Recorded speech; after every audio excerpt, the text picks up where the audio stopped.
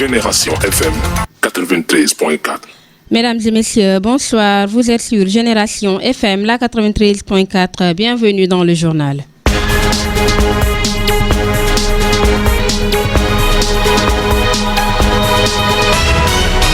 Au sommaire.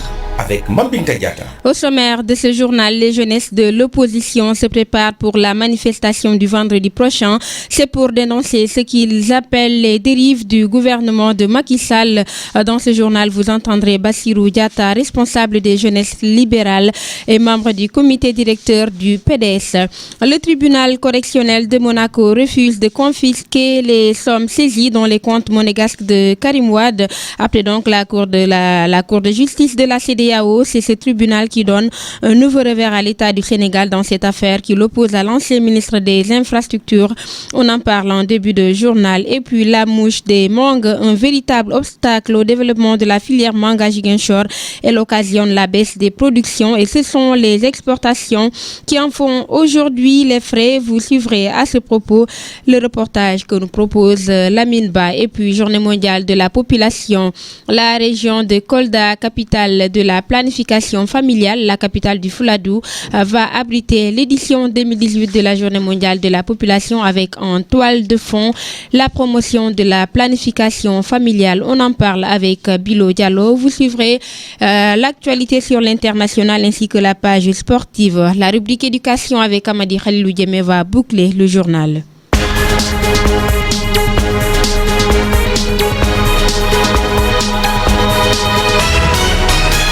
Bonsoir et bienvenue. Mamadou Lamine Diatta assure la partie technique. Après la Cour de justice de la CEDEAO, c'est le tribunal correctionnel de Monaco qui vient de donner un nouveau revers à l'État du Sénégal. En effet, dans le dossier l'opposant à Karim Meïssa Wade, où il sollicitait la confiscation des sommes saisies dans les comptes monégasques appartenant à l'ancien ministre des Infrastructures et ses co-accusés, l'État n'a pas eu gain de cause. C'est un communiqué du collectif des avocats du candidat du PDS à la prochaine présidentielle qui donne l'information à travers un communiqué. À Dakar, les jeunesses de toute l'opposition se préparent pour la manifestation du vendredi prochain pour surtout, selon Bassirou Diatta, responsable des jeunesses libérales et membre du comité directeur du PDS, dénoncer les dérives du gouvernement de Macky Sall et donc du gouvernement de Macky Sall. Nous l'écoutons au téléphone d'Amadi Khalilou Djemé. La jeunesse du PDS a appelé toute la jeunesse de l'opposition à une réunion. On se prépare. En plus de cela, nous ne pouvons pas concevoir que toutes les juridictions qui ont été saisies par l'État du Sénégal ont débouté l'État du Sénégal. Et ce que je veux rappeler, Sidiki Kaba a dit que l'article 334 ne concerne pas Karim Wade, que Karim Wade jouit de ses droits civiques et politiques. Alors, aujourd'hui, on a constaté que la Cour de la justice de la CEDEAO a débouté le Sénégal. Ils ne sont pas respectés. Nous constatons que le Conseil des droits de l'homme a débouté le Sénégal par le groupe de contact. Ils ne respectent pas ça. La Cour d'appel de Paris, sur la base de 3000 documents compromettants pour l'État du Sénégal, ils ont débouté le Sénégal. Le tribunal de grande instance de Paris a débouté le Sénégal. Aujourd'hui, le tribunal correctionnel de Monaco vient aujourd'hui même de débouter l'État du Sénégal. Mais on a vu ici le rapport de la Banque mondiale a été cassé par l'État du Sénégal. Vraiment, ils ont trop fait. Maintenant, il nous reste une seule chose, de partir à la révolution. La jeunesse est en train de sonner la révolution pour que l'État du Sénégal comprenne que le Sénégal ne leur appartient pas. Donc le 13, vendredi 13, nous appelons tous les Sénégalais épris de justice et de paix à venir se joindre à nous pour montrer au Sénégal que nous sommes bien là et nous existons. Je tiens à vous dire que l'atmosphère est autre. La situation a changé parce que Macky Sall a atteint le paroxysme. Il a trop poussé le bouchon. Au moment où nous parlons, les mouvements de soutien pullulent comme des champignons pour dire non. Un peu partout, les jeunes de l'UJTL et des sympathisants sont debout pour dire non. Et Macky Sall a peur présentement. Présentement, nous, on voit les véhicules de police un peu partout parce que, sans vous cacher, on se prépare à l'offensive. Cette fois-ci, on ne va pas attendre. Nous, le président de la République, Maître Abdoulaye Wade, a l'habitude de nous dire il faut être de véritables contre-attaquants. Il ne faut pas attaquer les premiers en matière de riposte, mais il faut être de bons. Il a atteint notre honneur. Il est en train de vouloir faire du Sénégal sa propriété et ça ne passera pas. Et là, on a sonné une très grande mobilisation cette fois. D'après ce qui se fait sentir, Macky Sall ne peut pas contenir cette colère. Ça, on ne peut pas reculer. Notre candidat s'appelle Karim Wade. On n'a pas de plan B, on n'a pas de plan C. Notre candidat Karim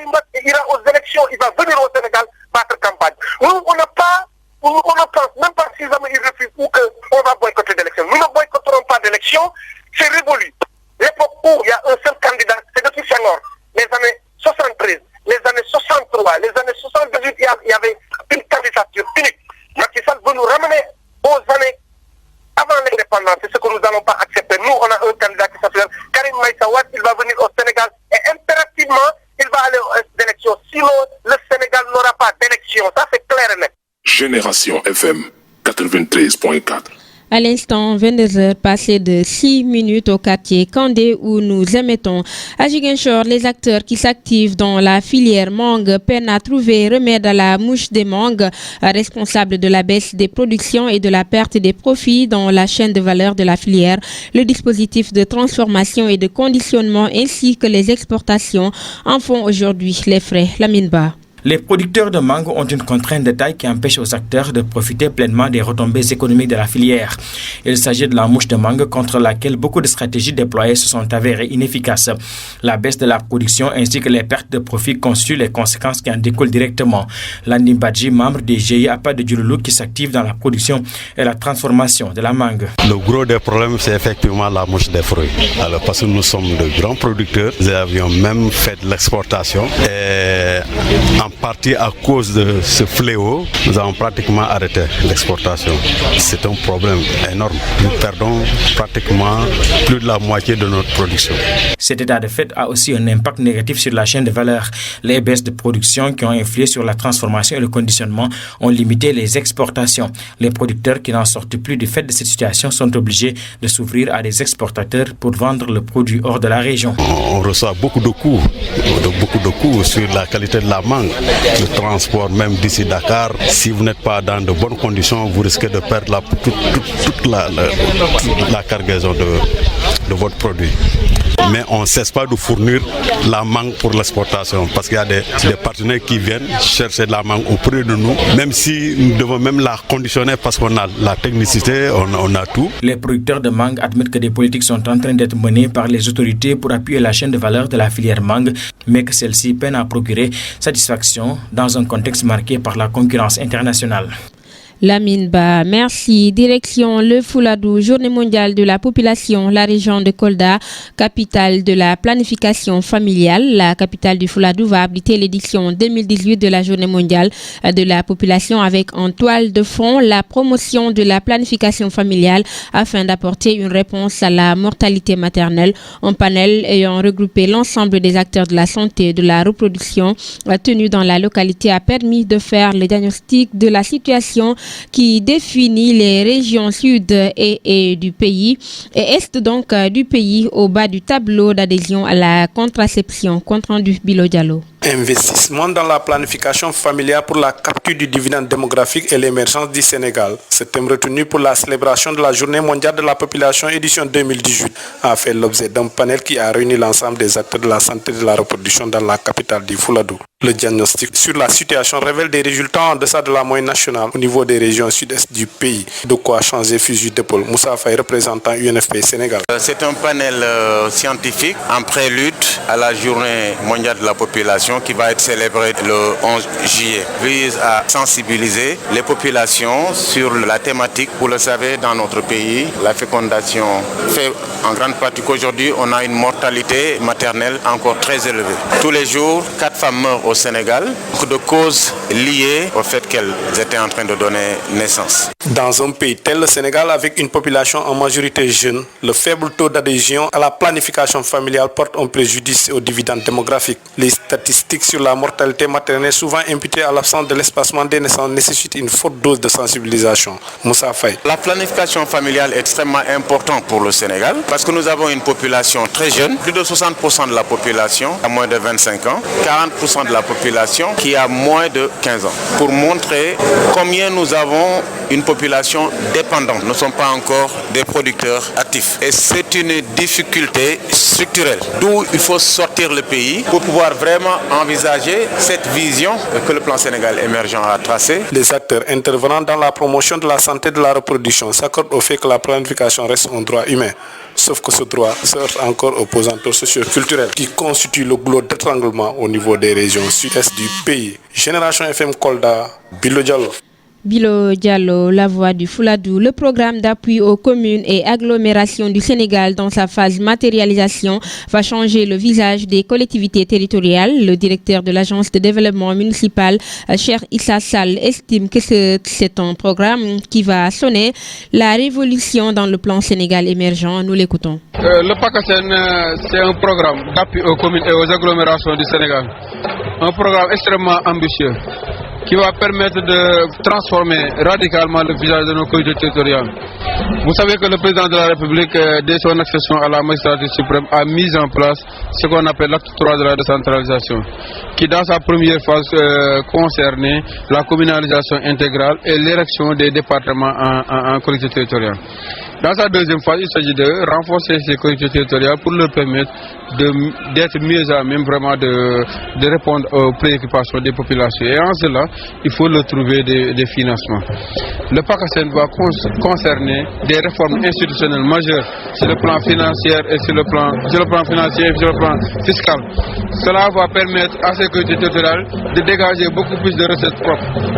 En plus de cela, le PACASEN va concerner des transferts directs par le véhicule financier que constitue le fonds d'équipement des collectivités territoriales pour un montant total de 130 milliards qui va aller directement vers les collectivités territoriales qui pourront vraiment avec ces transferts-là financer des investissements massifs qui leur permettront vraiment de répondre aux préoccupations des populations.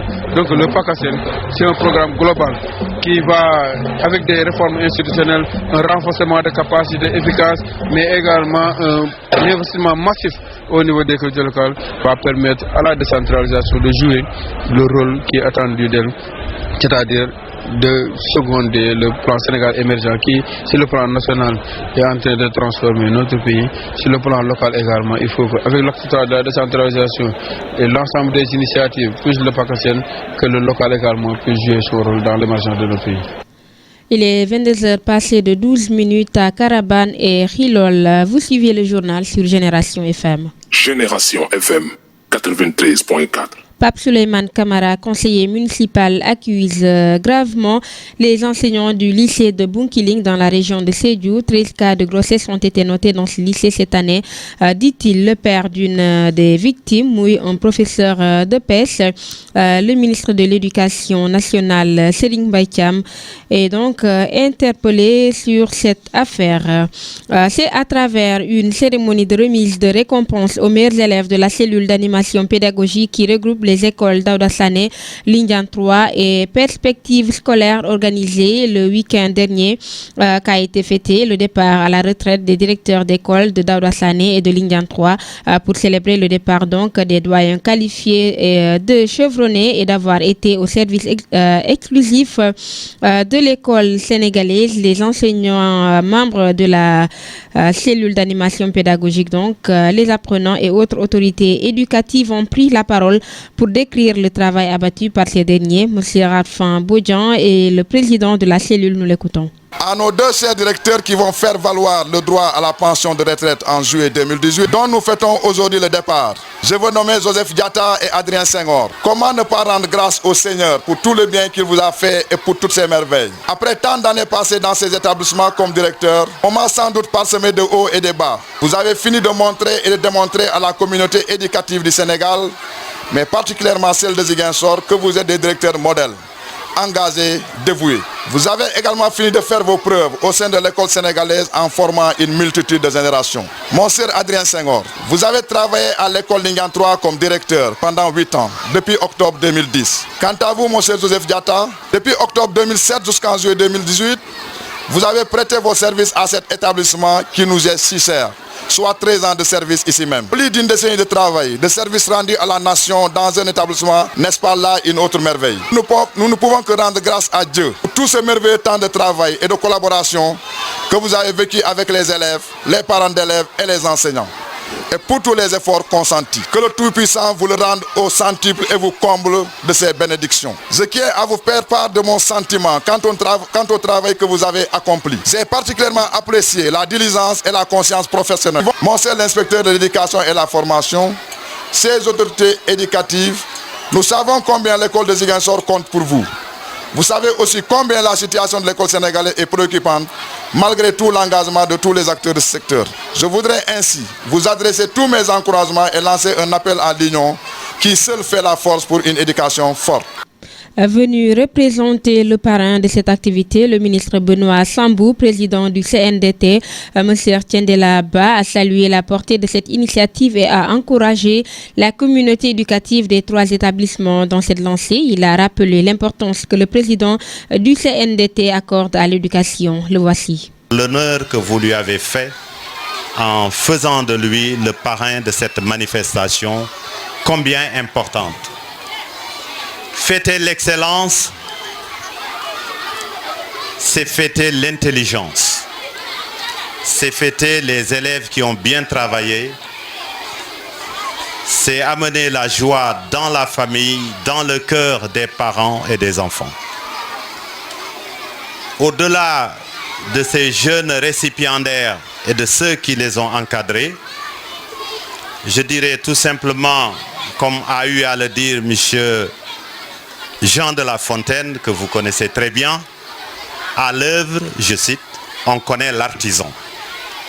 Si on fête l'excellence aujourd'hui, on doit fêter aussi ceux qui l'ont construit. Je veux parler des enseignants. C'est un bon enseignant, un excellent enseignant qui construit l'intelligence, le savoir de l'élève de façon à en faire un élève excellent. Vous devez être remercié en cela, vous aussi. Permettez-moi donc de remercier toute la cellule pédagogique de Daouda Sané, Lignan 3 et de l'autre établissement également. Perspective. Alors, aujourd'hui, toute la communauté éducative est là. Et le président de la CNDT nous a chargé de vous dire qu'il est de tout cœur avec. Il aurait bien voulu être parmi nous aujourd'hui pour célébrer avec nous la joie de cet événement. Ainsi donc, vous nous permettrez tout simplement de vous dire que le ministre d'État Benoît Sambou est prêt à accompagner le service, le système éducatif, la communauté éducative dans tous ces projets.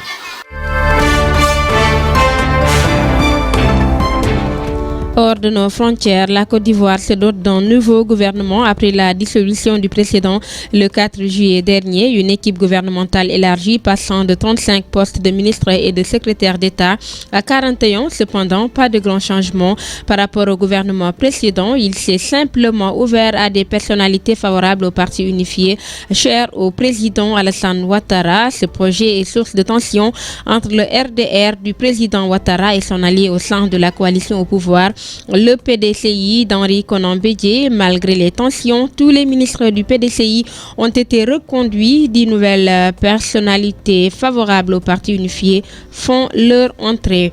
Burkina Faso, selon l'expertise des téléphones portables du major Eloi Badiel, la plupart des sous-officiers ayant participé à l'enlèvement et à la séquestration des autorités de la transition ont reçu de l'argent. Les avocats de la défense contestent le rapport d'expertise et exigent la présentation de l'ordonnance de prestation de serment d'un des experts. Au Nigeria, une coalition de l'opposition se lance dans la campagne présidentielle. Ce mardi 10 juillet, le PDP, principal parti d'opposition, a procédé à une cérémonie pour officialiser le ralliement de plusieurs partis pour battre campagne contre le président sortant Muhammadu Buhari en février 2019. Nous terminons par cette information. Les pays membres de l'Alliance Atlantique se retrouvent à Bruxelles mercredi et jeudi 12 juillet pour un sommet qui s'annonce tendu. Donald Trump a toujours montré une grande défiance vis-à-vis de l'OTAN qu'il qualifie de fardeau. Ça n'est tout pour l'international à 22h passées de 20 minutes.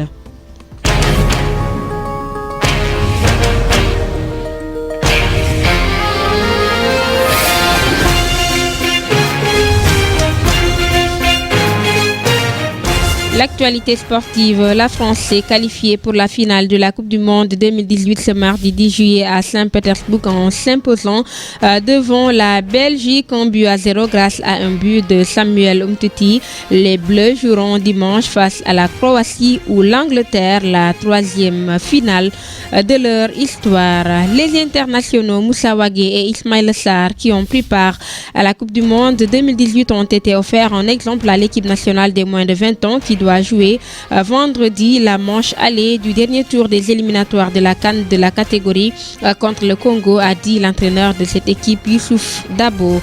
Sport toujours, Cristiano Ronaldo a quitté le Real Madrid 9 ans après son arrivée pour rejoindre la Juventus Turin. Retour en chiffres sur son passage dans la capitale espagnole. C'est la fin d'une ère dorée pour le Real Madrid, transféré de Manchester United au club merengue à l'été 2009. Donc Cristiano Ronaldo a quitté le club ce mardi. Le Portugais a rejoint la Juventus Turin alors que son contrat s'étendait pourtant jusqu'en 2021 dans la capitale espagnole. C'en est tout pour l'actualité sportive. Tout de suite donc, nous accueillons Amadi Khalilou Diémé, c'est pour la rubrique éducation. Enfance et savoir, des ordinateurs pour le Sénégal, c'est le nom d'une caravane du savoir qui va arriver dans la région naturelle de la Casamance au mois de septembre avec une centaine d'ordinateurs destinés à renforcer l'équipement dans plusieurs établissements du sud du Sénégal. Je suis Olivier Duguet de l'association Enfance et Savoir, des ordinateurs pour le Sénégal. Eh bien, j'ai fréquenté ici par Notre-Dame-des-Anges des instituteurs, des professeurs, et des liens amicaux se sont créés avec les professeurs et prospères. Et petit à petit, nous avons parlé des problèmes de l'école, de cette école. Et le numérique était vraiment une lacune, un manque, et quelque chose qu'ils souhaitaient très très fortement. Donc, j'ai tout mis en œuvre en France. Nous avons créé une association et maintenant, nous récupérons des ordinateurs auprès de grandes sociétés. Et nous les amenons ici dans les écoles à Ziguinchor. Ce premier voyage s'appelle Sur la route de Kolda, un geste du cœur, qui est en fait une contribution pour l'amélioration de la qualité des enseignements-apprentissages. Oui, alors sur la route de Kolda, c'est-à-dire c'est l'axe de la Casamance, puisque la route de Kolda part de Kolda, passe par Sédiou et arrive sur Ziguinchor.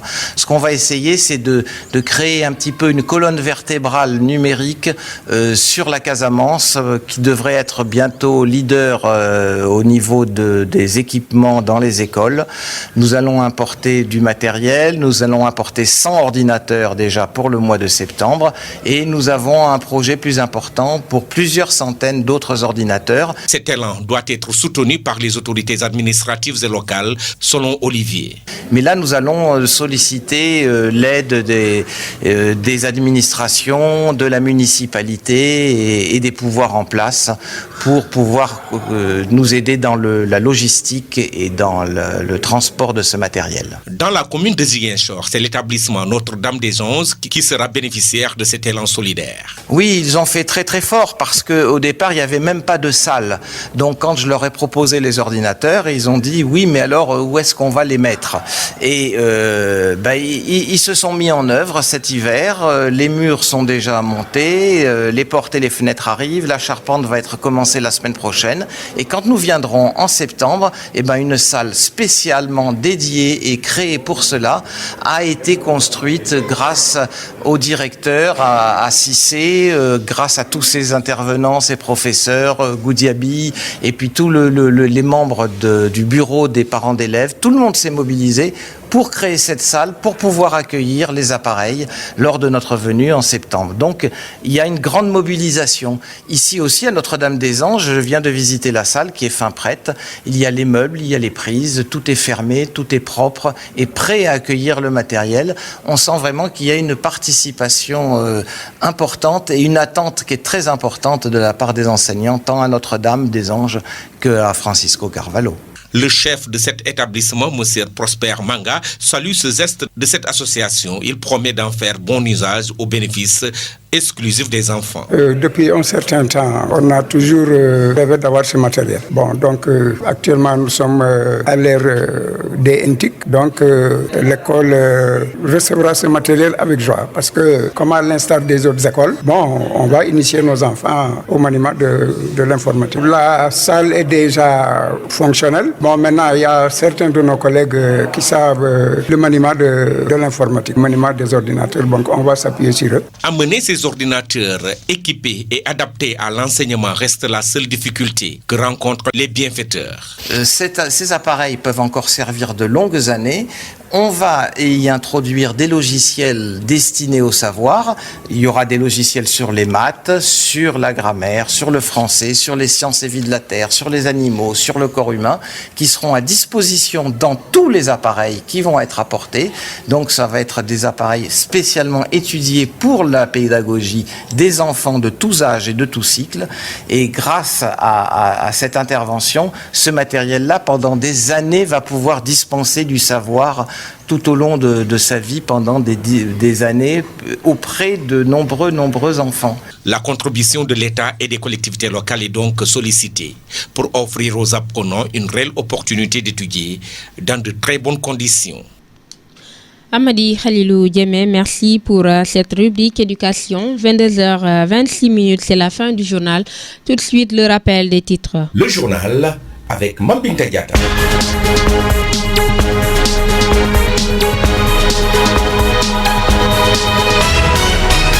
Nous avons parlé dans ce journal des jeunesses de l'opposition qui se préparent pour la manifestation du vendredi prochain. C'est pour dénoncer ce qu'ils appellent les dérives du gouvernement de Macky Sall. Dans ce journal, vous avez entendu Bassirou Diatta, responsable des jeunesses libérales et membre du comité directeur du PDS. Le tribunal correctionnel de Monaco refuse de confisquer les sommes saisies dans les comptes monégasques de Karim Wade. Après donc la Cour de justice de la CEDEAO, c'est ce tribunal qui donne un nouveau revers à l'État du Sénégal dans cette affaire qui l'oppose à l'ancien ministre des Infrastructures. La mouche des mangues, un véritable obstacle au développement de la filière mangue à Ziguinchor. Elle occasionne la baisse des productions et ce sont les exportations qui en font aujourd'hui les frais. Vous avez suivi à ce propos le reportage de Lamine Ba. À Kolda, Kolda abrite l'édition 2018 de la Journée mondiale de la planification familiale. En prélude à cette célébration, un panel a réuni l'ensemble des acteurs de la santé, de la reproduction autour de la question. Le compte rendu, c'était avec Bilo Diallo. En fin d'édition, vous avez suivi l'actualité sur l'international, les infos sport ainsi que la rubrique éducation. C'était avec Amadi Khalilou Djemé. Merci de nous avoir écoutés. À la partie technique, il y avait Mamadou Lamine Diatta, Tons Dadi. Prochain journal sur Génération FM, demain à partir de 7h30. Bonne suite des programmes en compagnie donc de Génération FM. Vous aurez tout de suite des briefings. Ce sera avec Ousmane Sissé. Restez donc à l'écoute.